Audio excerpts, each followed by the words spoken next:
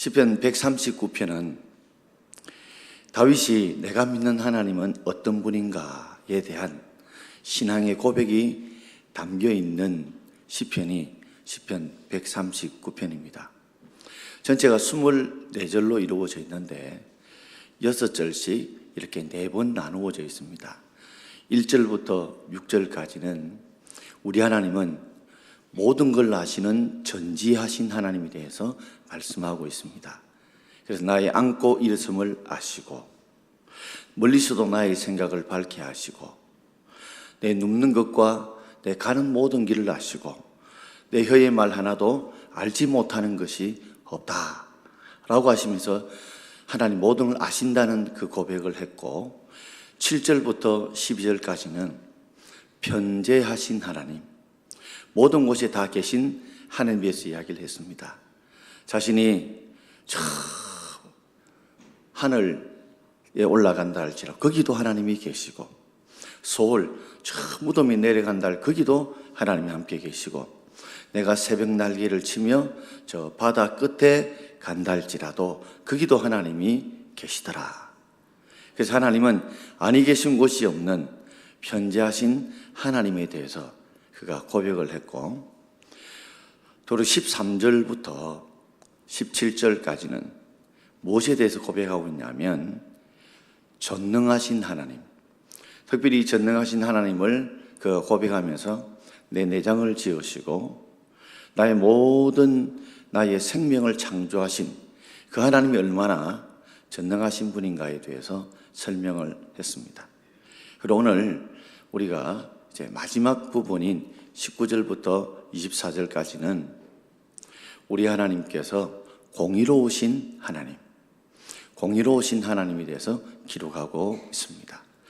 그래서 저는 오늘 공의로우신 하나님 이런 제목으로 말씀을 드리고자 합니다. 다윗이 하나님이 어떤 분이라고요?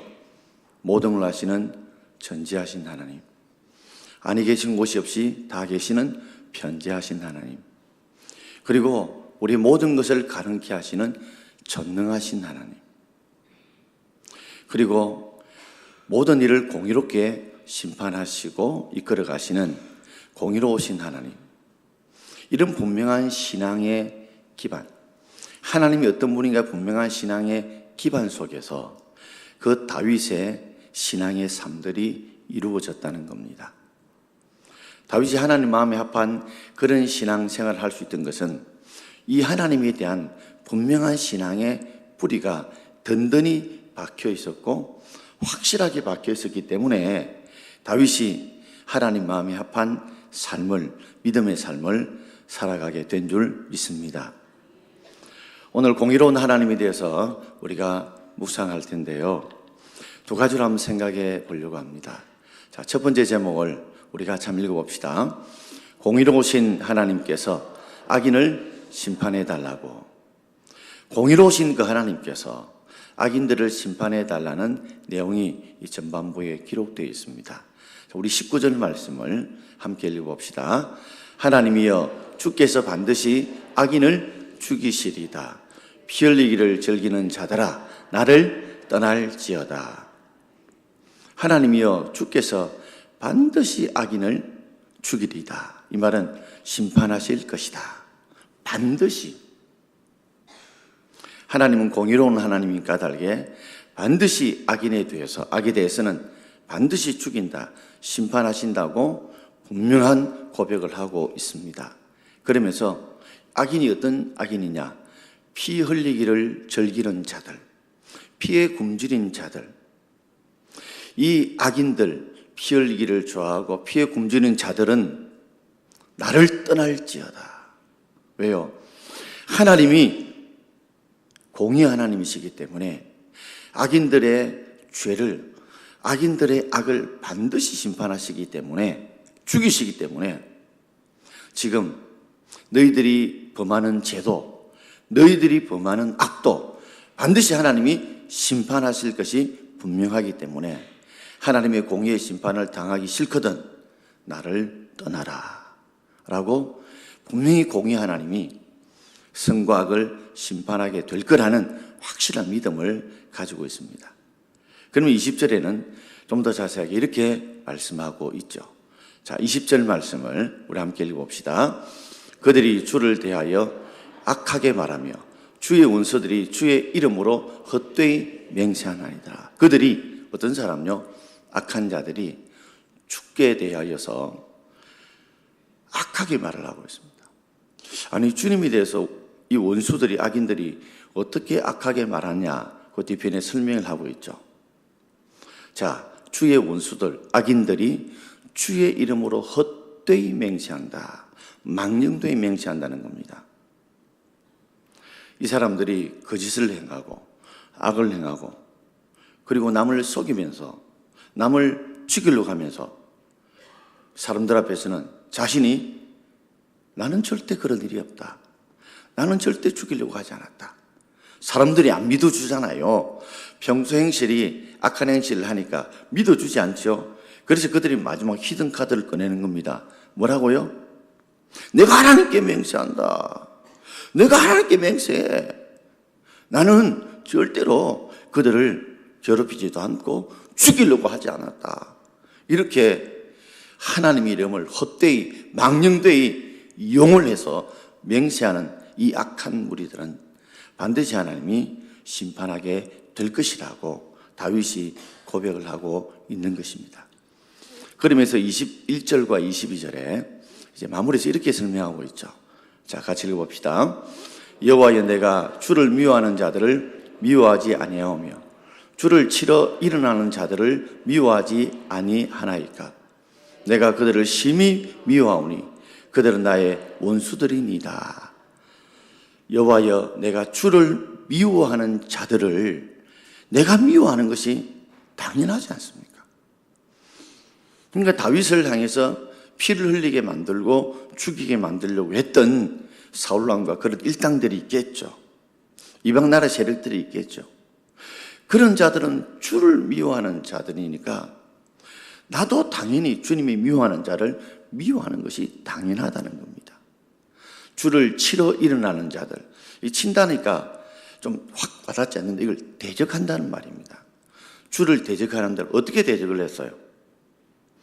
자신들이 거짓을 행하고 거짓말을 행하기 위해서 그것을 상대에게 믿어달라고 요구하기 위해서 주의 이름을 헛되이 망령되이 이용했던 이 주를 대적하는 일어나는 자들을 미워하지 아니하나이까.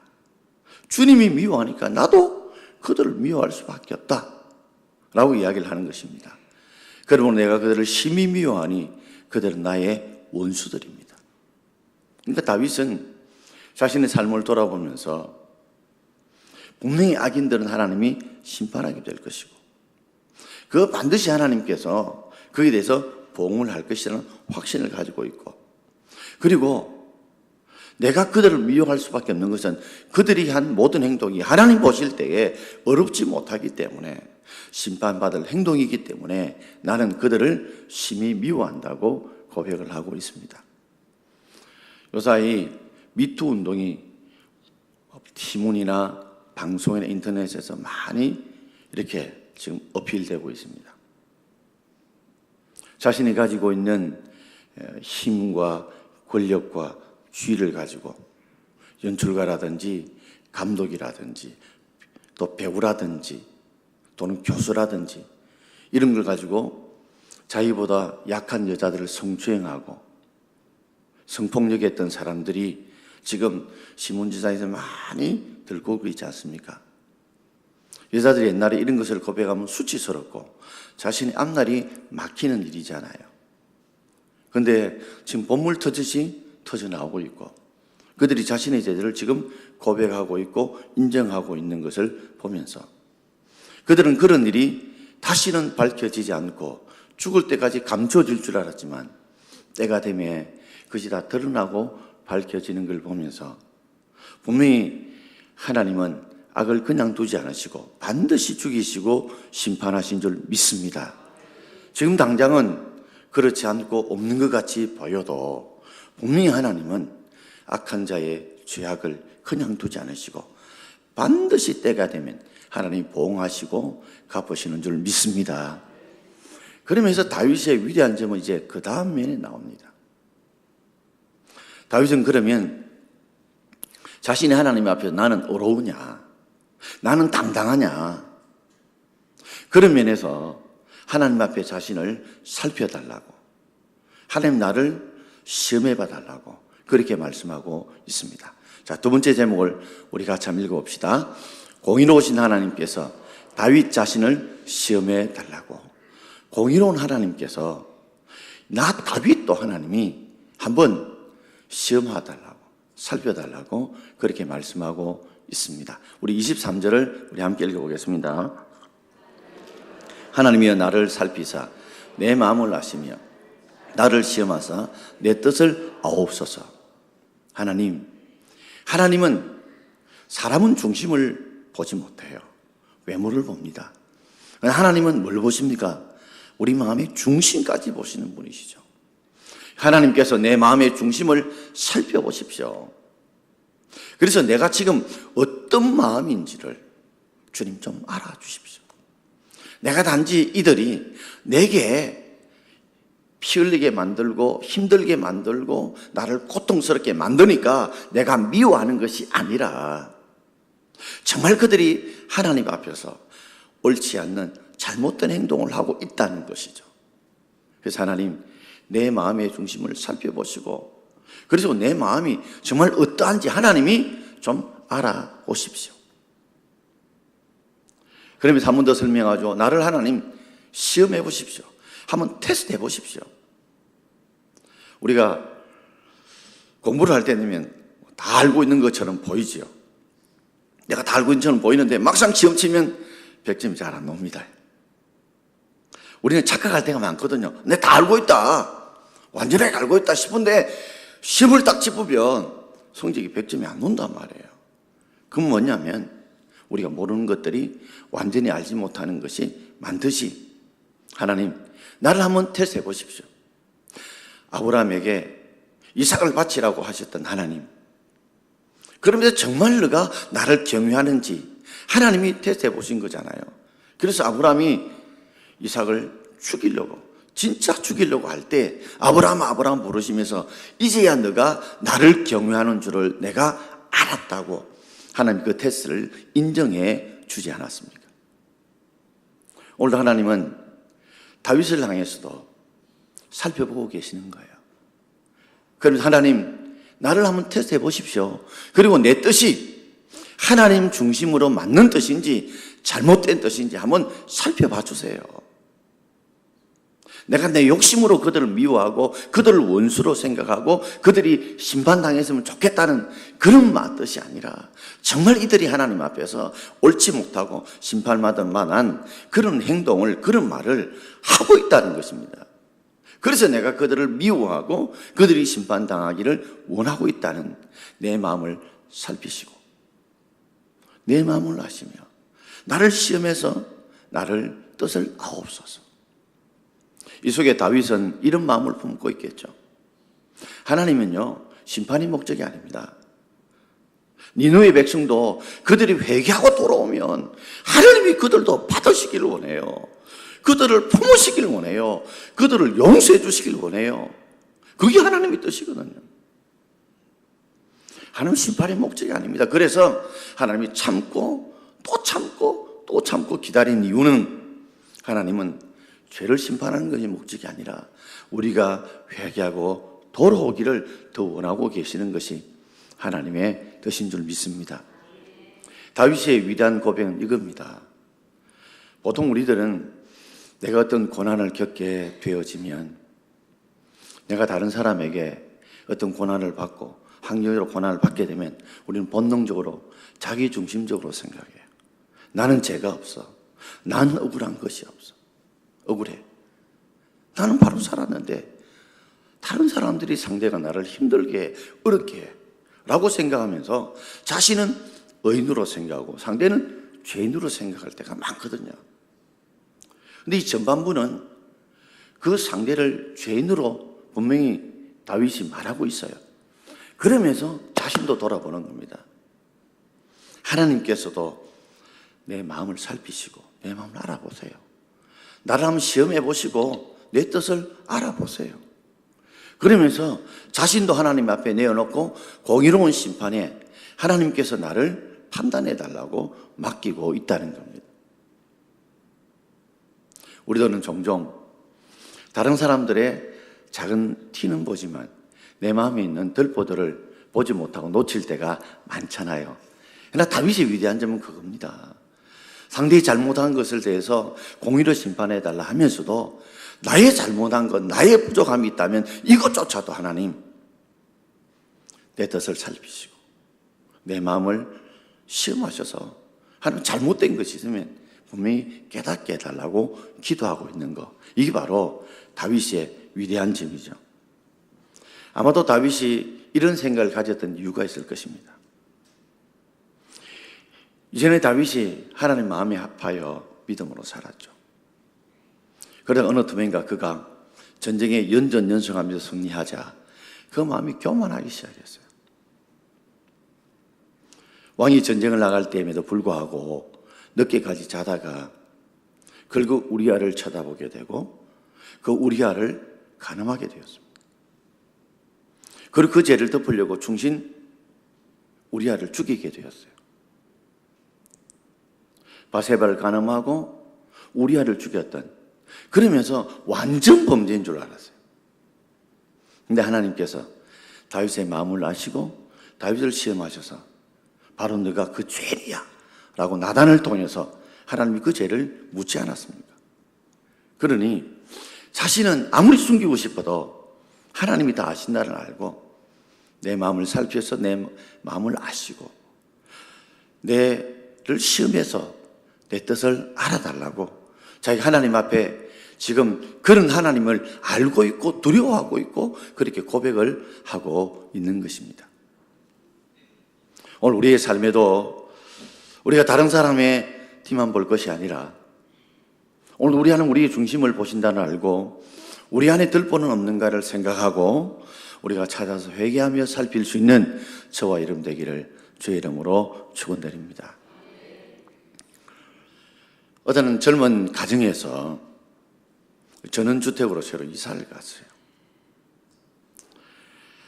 시골에 어느 전원주택 이사를 갔는데 옆집에서 또 새댁이 빨래를 하는데 유리 창문을 이래 보니까 이 빨래가 깨끗하지 않는 거예요.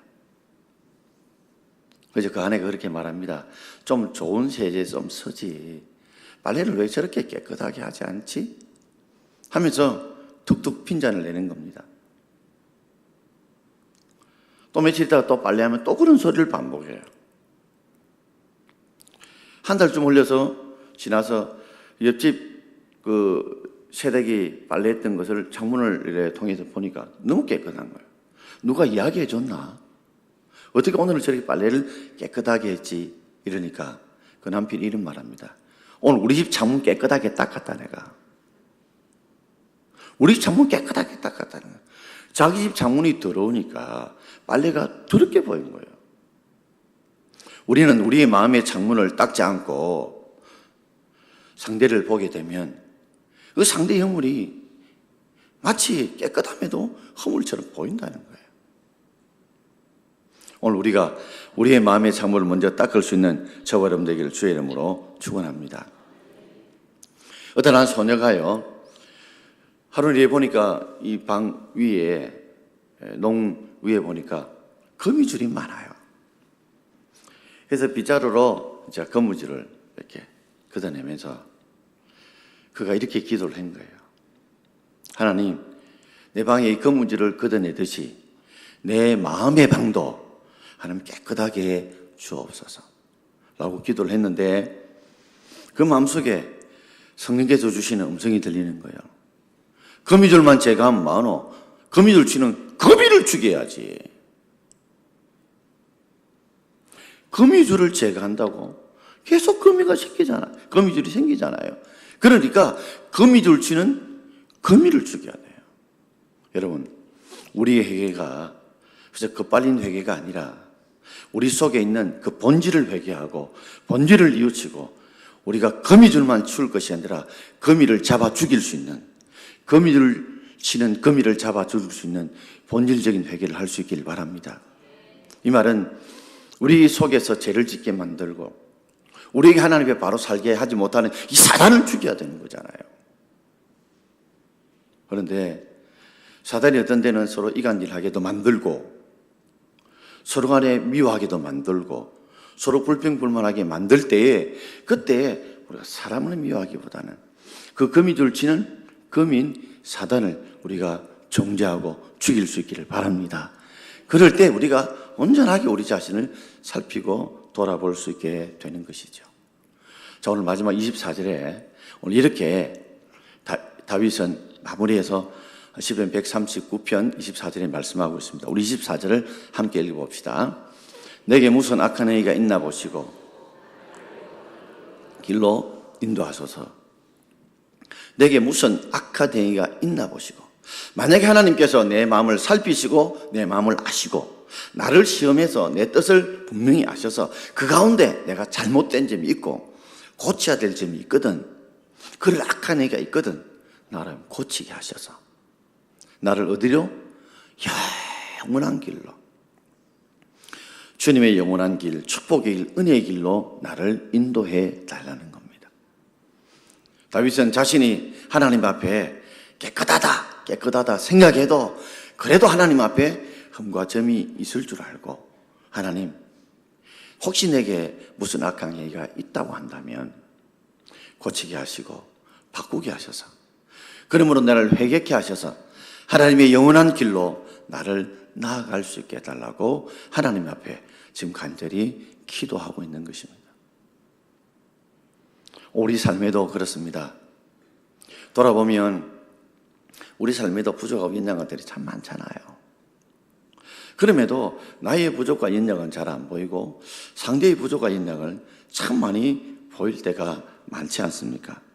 그렇기 때문에 날마다 우리가 우리의 잘못을 돌아보고 살펴보고 회개하고 뉘우칠 수 있는 저와 여러분 되기를 주의 이름으로 축원합니다. 어느 교회에 김 집사님 분이 계셨는데 이분이 항상 뒷담화를 잘하는 분이에요. 남을 자꾸만 비판하고 헐뜯는 그런 분인데 교회 평판이 별로 안 좋은 거예요. 목사님께서 기도하다가 그날은 작심하고 하루를 온전히 기도하고 그 김 지사를 만났어요. 김 지사님께서 이렇게 하시면 우리가 천국에서 못 만날지도 모릅니다. 김 지사님, 우리가 천국에서 못 만날지도 모릅니다. 그랬더니 이 김 지사님이 정색을 하고, 목사님 무슨 죄를 지었어요? 도대체 무슨 죄를 지었기 때문에 우리가 천국에서 못 만나본다는 것입니까? 무슨 말인지 이해가 되시죠? 목사님은 이 김사의 뒷담하고 헐뜯는 거 이거 고쳐주려고, 바꾸려고 정말 기도로 준비해서 김사님 우리가 천국에서 못 만나볼 수 있습니다 했더니, 아니 목사님이 무슨 죄를 지었길래 우리가 천국에서 못 만나보니까 지금 빨리 하나님 앞에 회개하고 돌이키십시오 목사님, 그래야 천국 갈 수 있습니다 할 때 목사 띵 받쳤다는 거예요. 우리 삶에도 혹시 그런 모습은 없는지요? 전혀 자기는 늘 어렵다고 생각하고 항상 상대는 죄인이라고 생각하고 있지는 않는지요? 그래서 절대적인 의인도 없고 절대적인 죄인도 없습니다. 의인이 죄인 될 수도 있고 죄인이 의인 될 수도 있다는 말이죠. 저는 끝으로 한 이야기를 드리고 마치고자 합니다. 어떤 한 청년이 실제로 실험을 해봤대요. 신촌에 가면 이 대학생들이 많이 가는 거리들 있잖아요. 거기에다가 전신 거울을 갖다 놨다는 거예요. 그리고 누구든지 와서 이 거울에서 자신을 좀 보고 고칠 건 고치도록 그렇게 글자를 붙여놨대요. 여러분 물어봅시다. 여자가 그 거울을 많이 봤을까요? 남자가 많이 봤을까요? 우리 성도님들은 혹 틀리면 어떨까 싶어서 늘 입을 다물고 있습니다. 결론은 남자들이 훨씬 거울 앞에 많이 서서 자신을 보더라는 거죠. 왜 그럴까 생각했는데 어떤 분이 이렇게 말하더라는 겁니다. 여자들은 이 글이 나올 때까지 찍을 끈은 다 찍고 바를 끈은 다 바르고 두드릴 때는 다 두드려가면서 철저하게 준비하고 나오는데 남자들 대충 보잖아요. 그러니까 혹 뭐 잘못 나왔나 싶어서 뭐 넥타이도 매고 머리도 손질하고 그러더라는 거예요. 여자는 나올 때부터 벌써 그거를 보고 막 찍을 거 찍고 바를 걸 바르고 두드리고 이렇게 나오잖아요. 그러니까 볼 필요가 덜하죠. 그런데 두 번째 이유는 이런 거랍니다. 여자들은 이 거리에 나오게 되면 자기보다 상대를 많이 쳐다본대요. 저 머리는 어디서 했는고? 야, 오늘 파마가 잘 나왔다. 카트가 잘 됐네. 야, 오늘 저 브로치 이쁜데 옷은 상당히 이 패션이 아주 하모니가 잘 되네.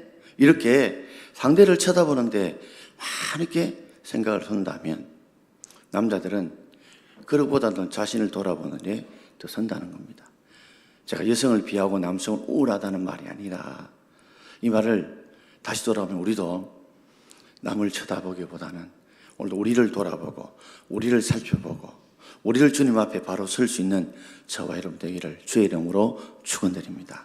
오늘 다윗은 공의로운 하나님 앞에 분명히 죄가 있는 죄인들을 심판해 달라고 기도했지만 거기서 끝난 것이 아니라 이 공의로운 하나님께서 나도 내가 하나님 앞에 죄 허물이 있다면 나를 살피시고 내 마음을 아시고 내 뜻을 시험하시고 하나님께서 판단해 달라고 이렇게 기도한 것처럼 오늘 우리가 우리를 돌아볼 수 있는 이런 믿음의 신앙까지 나아갈 수 있는 저와 여러분 되기를 주의 이름으로 축원드립니다.